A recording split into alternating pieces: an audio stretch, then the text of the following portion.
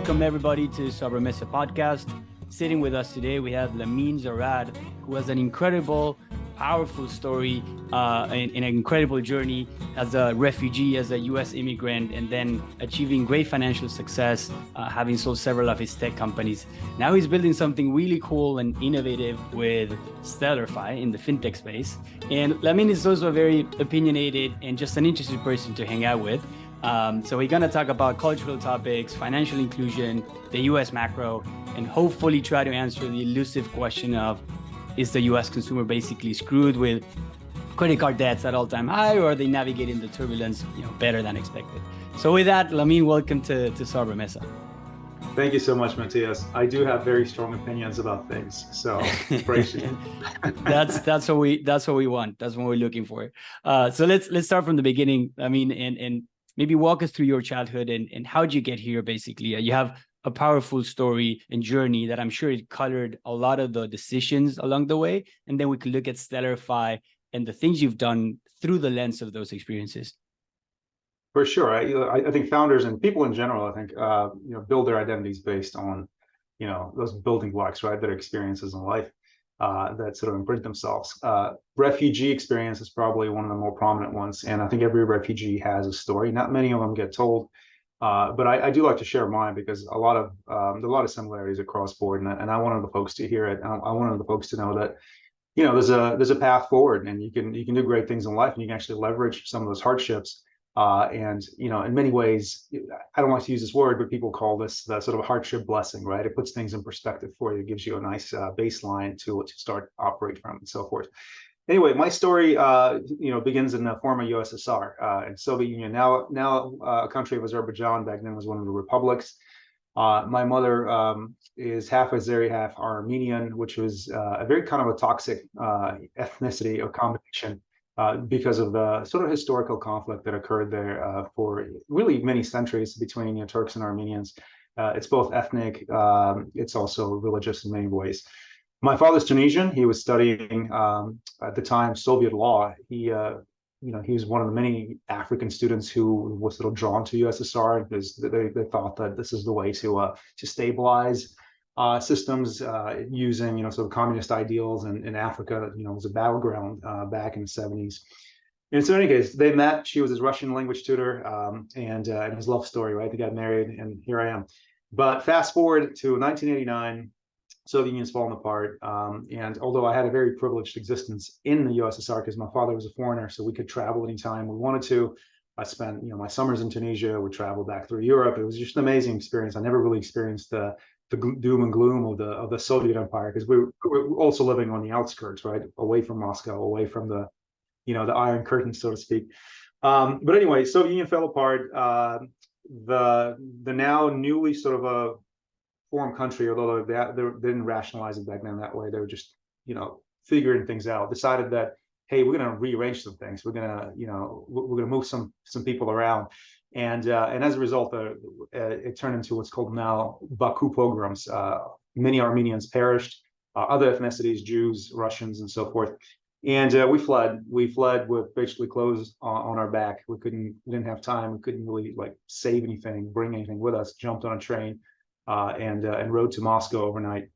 And so spent my early adolescent years between 10 and 16 in Moscow, undocumented as a refugee with my family, with absolutely no access to any resources. That's a very long story, many interesting lessons learned there. This is where I sort of cut my entrepreneurial teeth and having to, basically survive. We were selling things like, bootlegged VHS tapes on the streets, and doing things like helping tourists get around the city, and really kind of understood how to talk to people, how to sell stories, how to position myself as an expert in many different ways. A skill that I carried with me through life, and I always had entrepreneurial desires and aspirations. I think kind of born with it. You really can't help it. But at the time, I did not know how to. I didn't have a clear vision, or I didn't have a clarity in terms of this is what I want to do. I want to be an entrepreneur. Everyone around me basically saying, hey, you have to study. And the only way to climb out of this rut is educate yourself. You have to understand the world. And to an extent, it's very true, right? So people are smart enough to pick up that knowledge on their own. Others need kind of structured education experience to so someone can point you where to find that knowledge. I think I was the latter. Like I needed time to incubate, right? I was ambitious, I was young, but I was also very young focused. And Anyway, I mean, you got to the States at 16, is that right? yeah, at 16, we fled Did you speak Russia. English or not?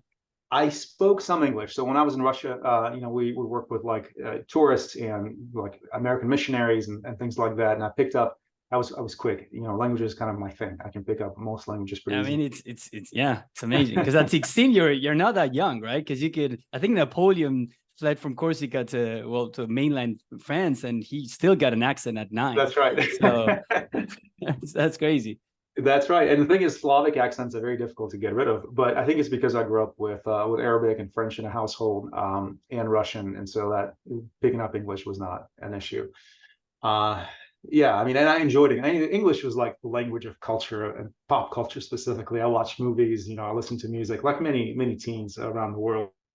It was always like the language of cool things that you sort of wanted to do. So, but yeah, I came to US, and we landed in Georgia. I finished high school here, and then I joined the Marines. To me, Marine Corps was a really interesting pathway. Not the most obvious. People told me, No, yeah. What was that decision process? You said I'm an American now. I'm gonna try to do the most American thing and serve for the country. What was, yeah, I don't know if it was the most American thing. It's funny. Everyone who knew me was like, "Man, you're not cut out for this. Don't do this." And I think I was always very competitive. When I came to US, like I played football. Like I never played football in my entire life. I played soccer growing up, and I was like, I'm going to do this American thing. And I played football in high school in Georgia, where it's like really serious and competitive. And I just got out there, and I lived up to it. And the same thing with the Marine Corps. I felt like it was such a challenge. Like, I knew, for example, that one of my missing pieces in my like personal education and development was lack of discipline. I never had that. Like my parents never instilled that. We were sort of kind of surviving, and I was on my own, and I was figuring out how to like be disciplined in order to survive, but there was no foresight, right? I didn't have a whole lot of like planning skills, and I knew that military kind of sort of like people told me that it instills it in you.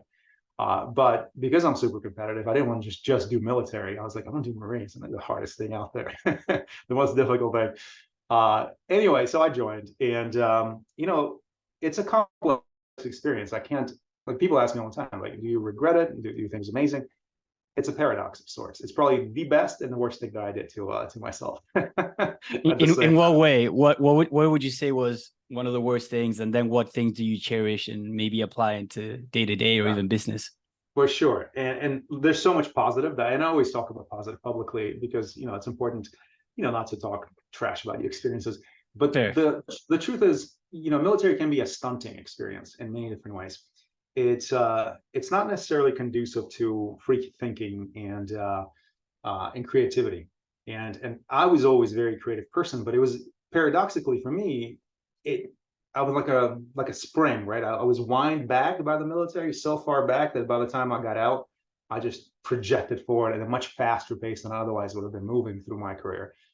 And so that's the paradox of it all. Like I feel like I was definitely held back, and I would pull back even further than I would have otherwise been intellectually, in a creative way, in so many different things. And then when I got out, I was like, I gotta have it all. I gotta have the knowledge. I took crazy like academic load in college, and then went to grad school, and I just want to learn things. So that's probably the simplest way to explain it. Does that make sense? Yeah, totally. And then I'm shifting towards kind of the future, and I'm skipping a bunch of things in the middle, but we'll get to it in a bit. But long story short, you've had great success financially speaking, especially looking back when you were fleeing something probably unimaginable at that moment.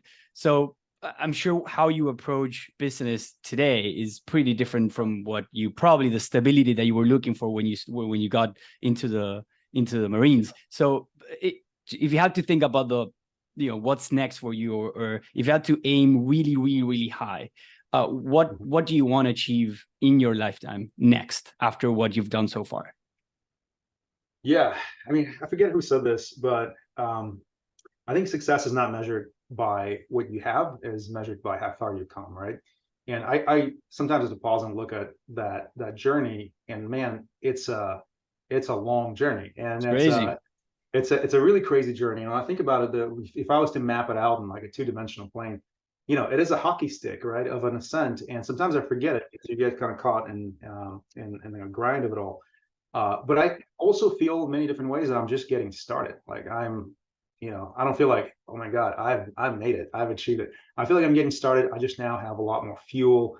I have tools that I didn't have before. So instead of like, scrambling things together, it's not like I'm comfortable, and it's not like I'm complacent, but I have stuff, and I can make even more stuff now. So that's kind of how I feel. So when I think about where I'm headed, my aspirations have changed as well. The whole Maslow's hierarchy of need.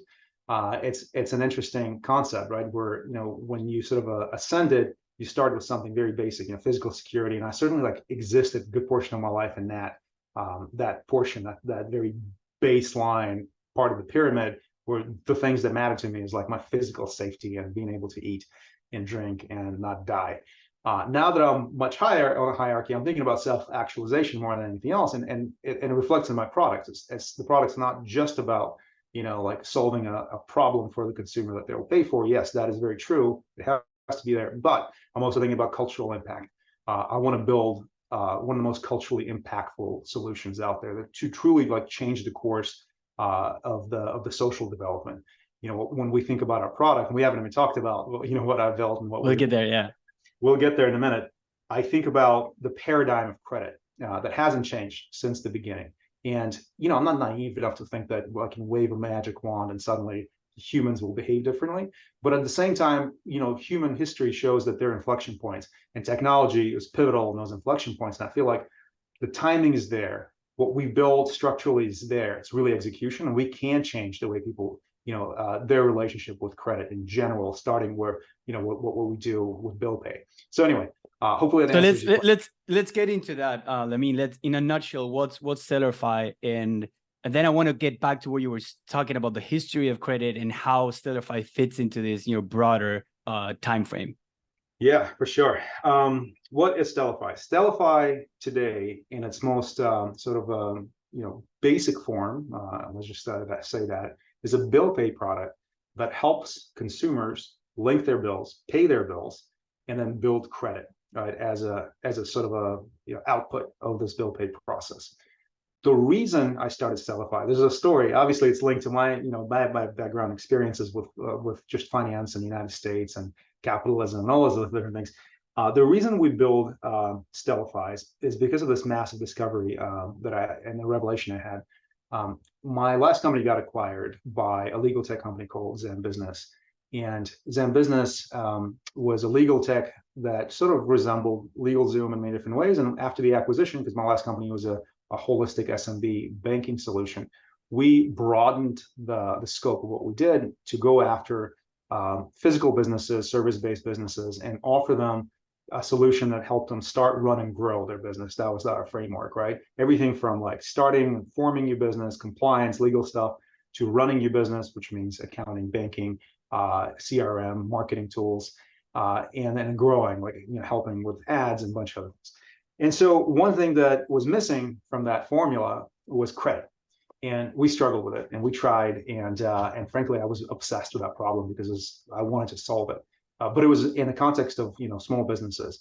And I stood up a relationship with Experian and had access to like all of the data, and realized that, holy crap, like this is not just entrepreneurs that's struggling with business. It's not just immigrants, because I knew immigrants were, from my background. It's not marginalized groups in this country.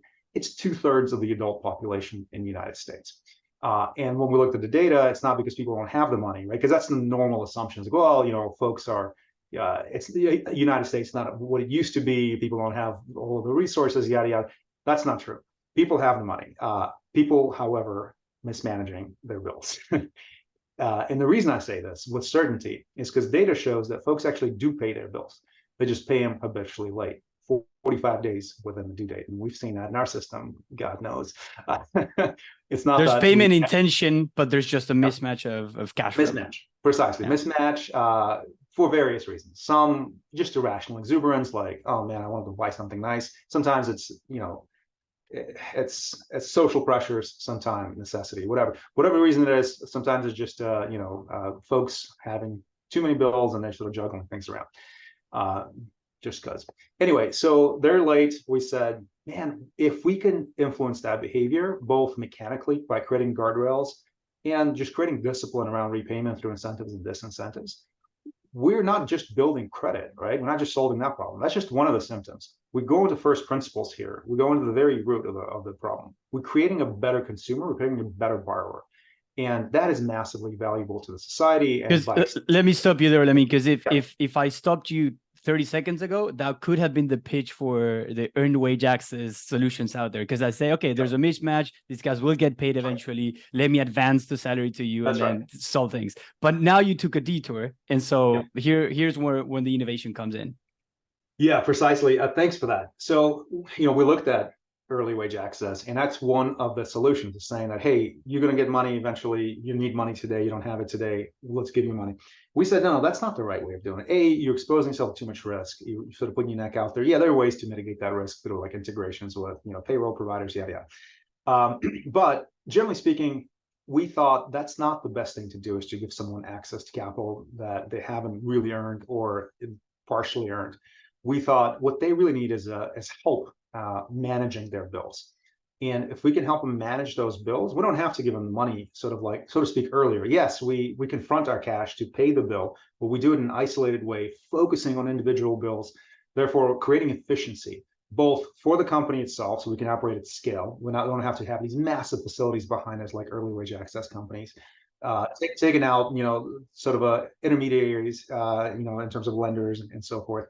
We also, working with a consumer to be more responsible through these ultra short-term advances. We're really using their money. Yeah, our money is at risk for, hours, but then they pay us back right away, right? And so it's not that we're lending, is that we're helping them manage their own flow using software, right? Can we put a very simple example just to paint the picture and make it very clear for people, like maybe using the Netflix subscription and things that people already pay for, and now you're just advancing that to create credit?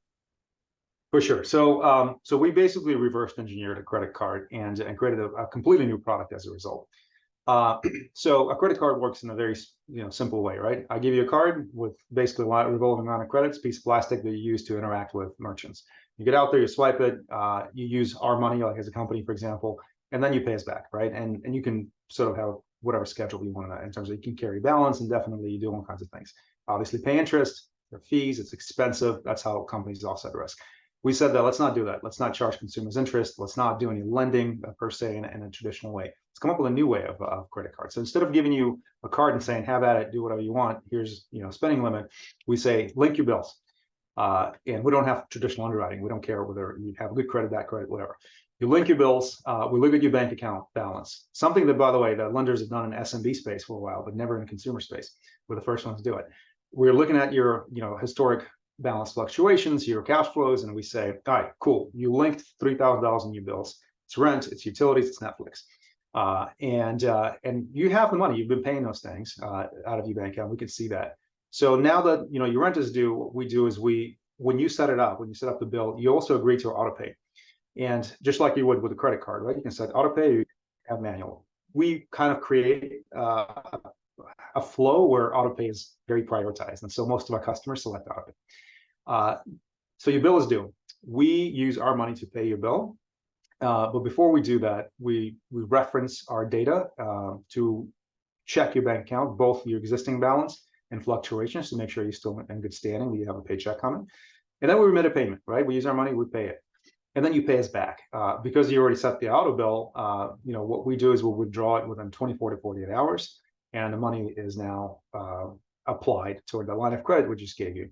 It's good for us because we're managing on risk. It's good for you because you don't have a balance that you carry indefinitely. And because you're creating a credit transaction when before there wasn't anything there. You were paying maybe thousands of dollars or hundreds of dollars for rent, and now you're just creating that real credit transaction that helps you build that credit score. Precisely. We put our neck on the line, so to speak, albeit for a short period of time, right? And but yeah, it's a credit transaction. Our money's on the line. There is risk. Yes, you can not pay us, right? Effectively, you can cancel you out of pay. You can do all kinds of things as a consumer to game the system. So the risk is there. It's important for it to be there. We want to manage it, but we also cannot get rid of it because otherwise there was no credit.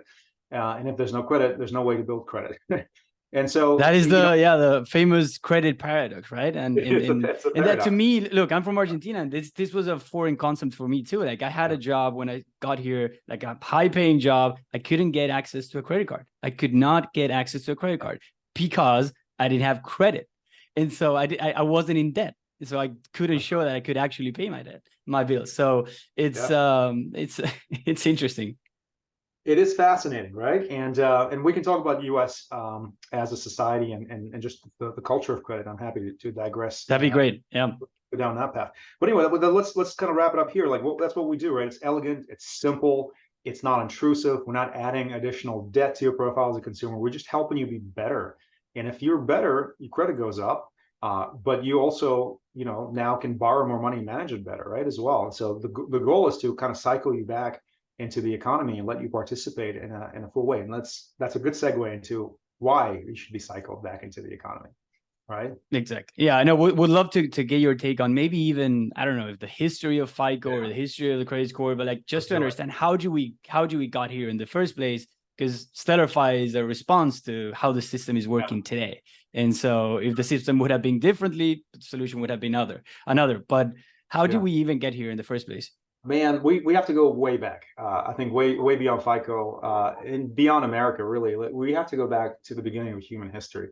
If if you ever read this book by Neil Ferguson called The Ascent of Money, it's a great book that kind of illustrates, what is money? Because most people have no idea, right? It's so abstract, but it's a very important mechanism. It's a mechanism of trust.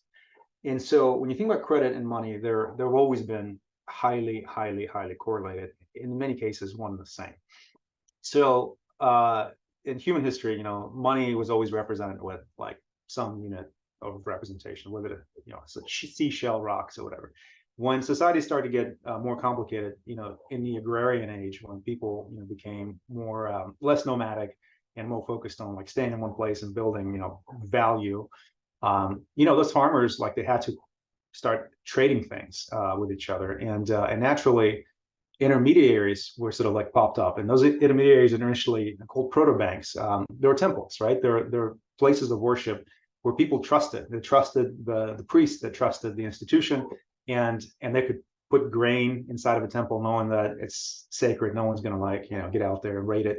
And so those temples started to create credit, really. Like, if I gave you a bunch of grain or something precious, furs or whatever it may be, I have to give you something, in return. And it became kind of money, right? Units of measure.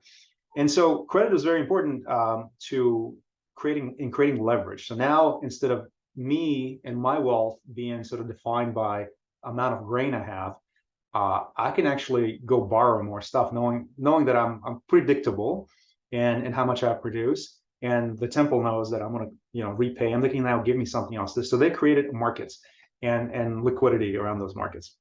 And it's fascinating because that was very early on in human development as like civilization, and it hasn't changed. That's the paradigm that sort of stayed fairly constant throughout, and it made sense that it hasn't changed early on because credit was predicated on trust and the fact that there's no guarantees and opaque nature of like availability of repayment.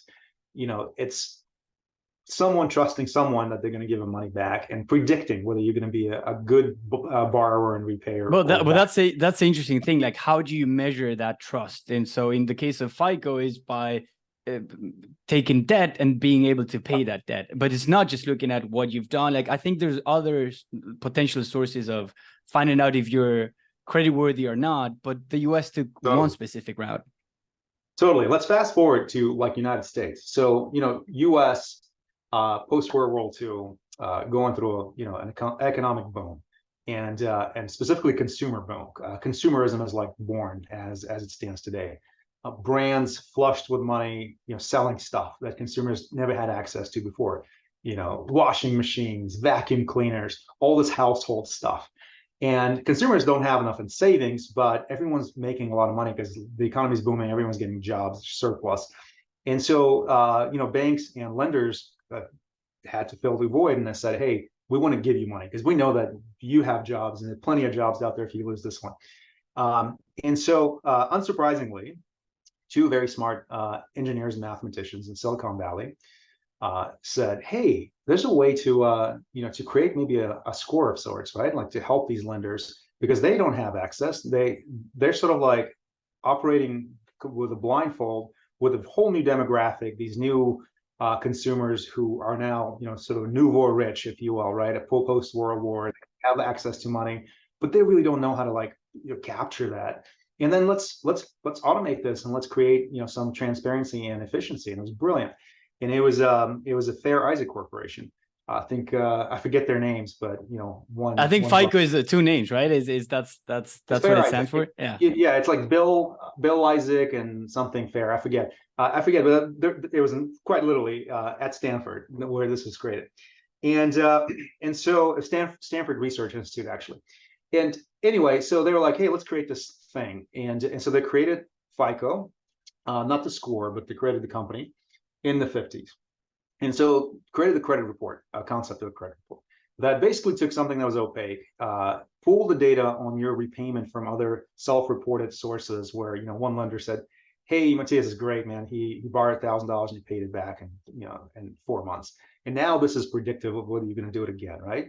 And that was fantastic. And by 1989, they said, let's just create a dynamic score that represents all of this, all of those different inputs. And so FICO score was born in the 80s when, it was another boom, so to speak, right? And things were looking up. It's great. It's still, believe it or not, and I don't care what any fintech founder says, it is still one of the most effective predictors of whether you're going to repay on your debt out of any other model out there, because it's got so much data and it's so effective. And they have a bunch of different models, right? Like 60 different models out there that are highly specialized and industry based. However, there's a problem.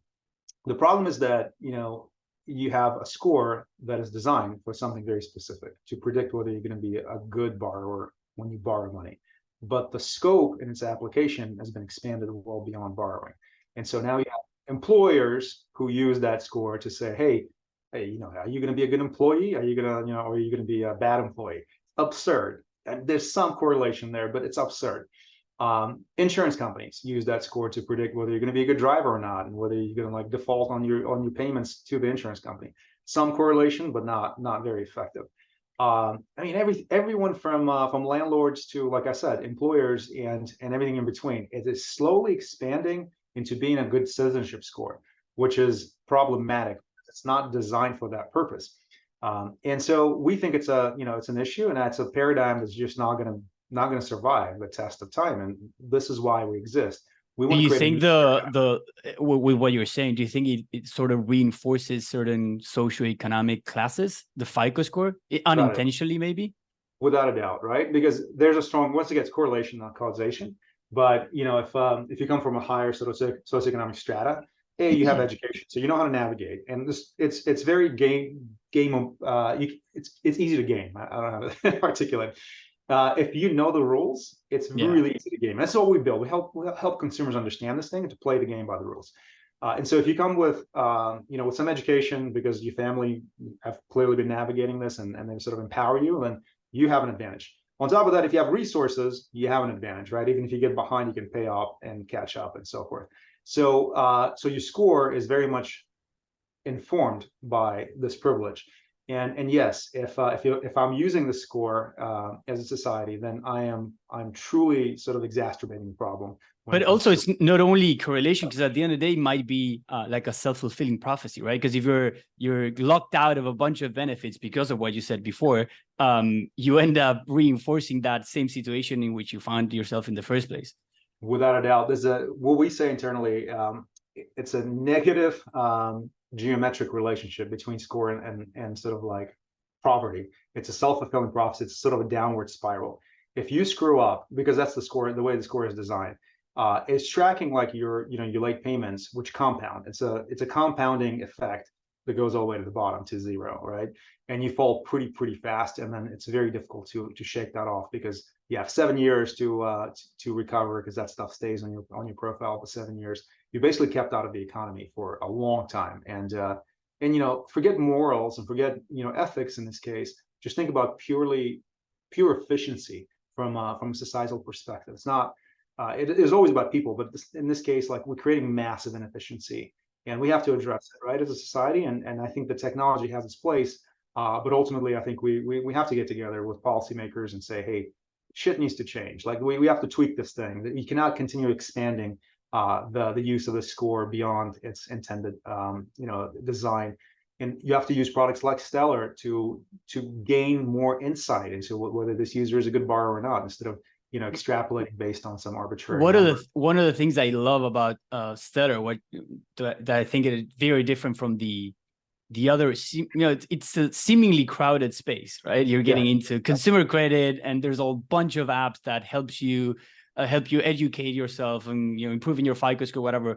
And you took an education route that's different from the rest, which I think is extremely interesting, which is using, instead of showing a bunch of good content and trying to convey the messages, and then you might do whatever you want, you show them the way by doing.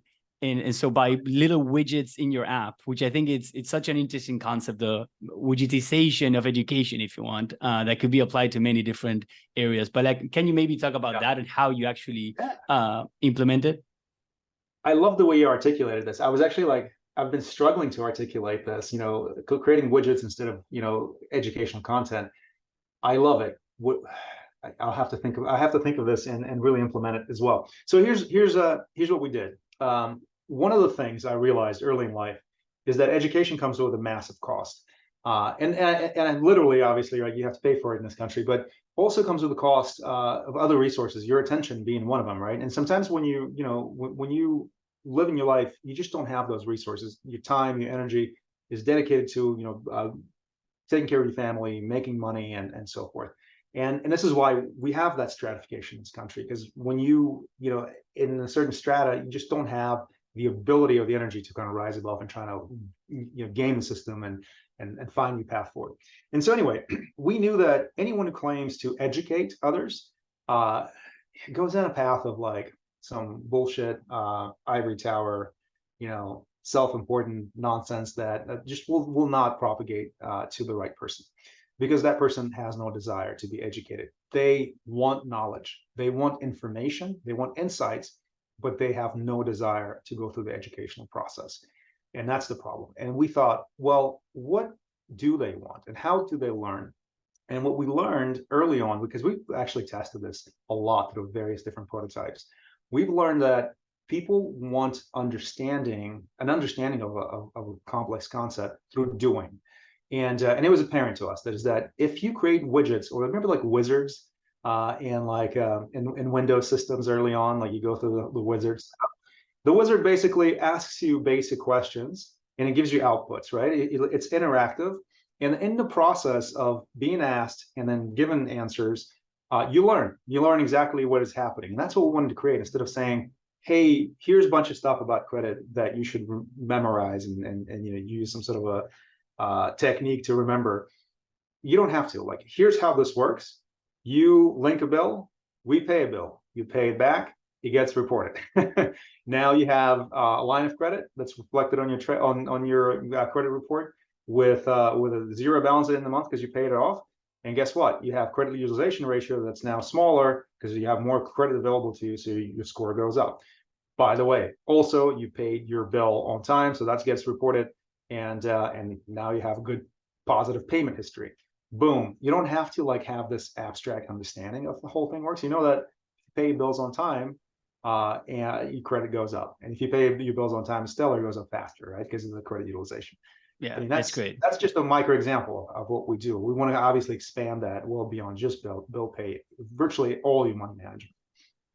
Lamine, in shifting more towards a more macro discussion and going back to the root problem of, okay, this is what we have. There are companies like Stellar trying to solve this, but still we're in this crux, which is, again, going back to my original comment, credit card debt, almost all-time high or 20-year high, with interest rates that are far higher than the way they were way before. What's your take on the current consumer state? Because we hear CEOs and people saying, it's more resilient than what we thought, and some others saying, well, not really. So where do you stand in this debate? Yeah, so I mean, I stand on the side of consumers is suffering, right? What's interesting, however, the reason I think there's an illusion of resilience is because the pandemic was an unbelievable time for a consumer. It was it was a windfall, massive windfall on so many different levels. You know, government assistance, markets. This is the first time I think we've seen Main Street participate in capital markets at the scale that they did, and folks made money. And if you look at the data during the pandemic, credit scores were at all-time highest because people paid down their debt. They had nowhere to go, sat at home, and they're like, why the fuck do I have this credit card? Let me pay it off. I'm gonna share some graphs afterwards, because I remember listening to podcasts or whatnot, or conversations in 2021 in the middle of the pandemic, and hearing like buy now pay later companies and people saying, actually during this crisis we're surprised how no shit, you know, they have steamies, they have like basically free money, and you look at the delinquency rates and they were like extremely artificially low during the pandemic period. Exactly. Plus, you know, all of the not forgiveness. What's the word I'm looking for? Forbearance. Forbearance, yeah, which is forbearance, maybe kicking back in now for the student loans. We'll see. But yeah, totally. But so that is the discussion right now. If you look at that delinquency rate graph, if you want, they're approaching pre-pandemic levels. Like we're moving past that artificially low. But the question is, are we stabilizing, or is it a mean reversion, or are we in a dangerous trend upwards? I think I don't. First of all, I don't think those things move in a way that is A, predictable, B, in a stabilizing way. I think they oscillate. They always oscillate, right? On those things, we oscillate to the right and to the left. I think we're going to go way beyond mean, and then we probably, you know, settle as well, because we have to, right? In society, there are mechanisms to slow things down. I think high interest rate environment is actually good because it's slowing folks down in many different ways. It's also damaging because people are paying more than sort of budgeted for before, and it's a damper. But at the same time, we're going to blow past our pre-pandemic mean. I have very strong feeling, and I'm not the only one who believes that. JP Morgan made some predictions about it last year. I think we're pretty much on track with JP Morgan's predictions in terms of consumer debt. It is approaching all-time high. Out of $17 trillion in consumer debt, 500 billion of it is delinquent already. So it's growing, right? So and compounding at crazy rates. That's the difference vis-a-vis other periods of time where credit card the nominal value came up, but like you're compounding very, very fast. Exactly, the compounding definitely exacerbates the problem. So plus with the reintroduction of student loans, there's so many interesting things that are happening here that that are going to speed up the process, in my opinion. I think we'll see consumers really sort of freak out, and we're seeing regulators already sort of following pretty closely and coming after buy now pay later type companies, and anyone who's done non-traditional type lending, but you know, sort of hiding usury rates behind, you know, sort of like no fee type stuff. That's gonna probably go away, or at least get constrained by regulation, and consumers will have to go somewhere, right? And I think we're going to see resurgence of traditional payday loans again, because those operations usually fill the gap when traditional players can't. Lamine, I want to wrap up with a more broad question around, you know, the future of fintech. And we can criticize fintech all day long, but it's undeniable, you know, the last 10 years, it has been a tremendous amount of progress. But obviously there are still many things to do in respect of financial inclusion and the things that we discussed before. If you had to predict in the next 10 years or so, like where are we going to be in terms of financial inclusion and the things that fintech can be achieving? Yeah, and you know, I've written about this, and I stand by my word, and I've said this, you know, years ago, that fintech is the mechanism of financial inclusion, not because of like founders with noble missions. I think all that is great. It's because we're willing to take risk. Fintech challenges the conventional operations, and as a result, you know, we have much higher risk appetite. We're a lot more adventurous in terms of operations, and so we're willing to serve consumers who otherwise wouldn't be served, or would be served by super predatory type partners. So by default, we're creating inclusion. I mean, yeah, look, it's evident. Companies like Chime. Another, you know, interesting thing about fintech is that it's forcing incumbents to change their practices as well to compete. I think that's probably one of the most meaningful and lasting impacts that fintech will have on financial services. I mean, like Robinhood, for example, pioneering no fees, and now virtually everyone else is doing it when they said it wasn't possible. Capital One is trying to compete with Chime by offering accounts to formerly unbanked people who would never be able to get an account at Capital One. Now there's like doors are wide open; anyone can open an account. It's interesting, and so when I think about what we do, yeah, we're super ambitious. Yes, we're on the freaking path to change culture.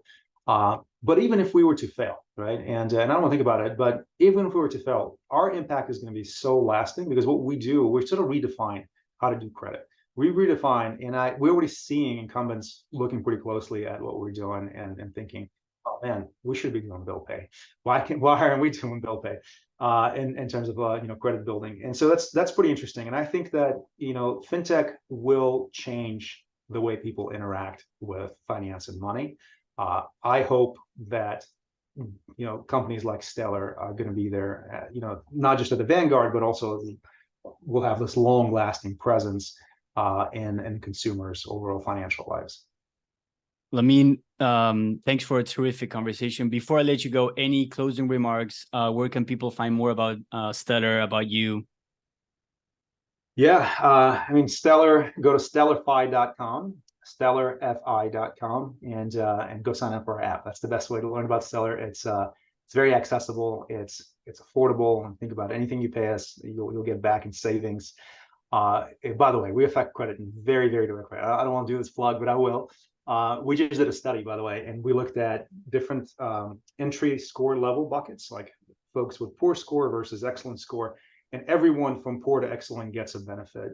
Obviously, if you have a poor score, you get more, 77 points on average increase, and then if you have excellent, 800 plus, you still get a increase in your score if you use Stellar, but it's in 24, I think points, 23, 24 points.